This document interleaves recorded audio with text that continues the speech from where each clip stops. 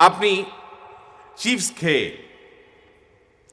খেয়ে বিস্কিট খেয়ে আপনি ঠোঙাটা আস্তে করে ছেড়ে দিলেন রাস্তায়। এই ঠোঙাটা বাতাসে নিয়ে ফেললো ড্রেনে।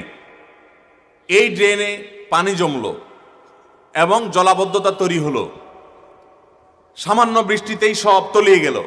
এমনিতেই নানা দিক থেকে অবকাঠামোগত দুর্বলতা তো আছেই, এর মধ্যে আবার আপনি মরার উপরে খড়ার ঘাড় মতো করে ঠোঙ্গা ফেলাইলেন। আপনার ঠোঙ্গা আপনার মতো এরকম আরো 100 জন ফেললো, 200 জন ফেললো। এগুলো যেতে যেতে ড্রেনে জ্যাম হয়ে এলো, পানি জমে গেল।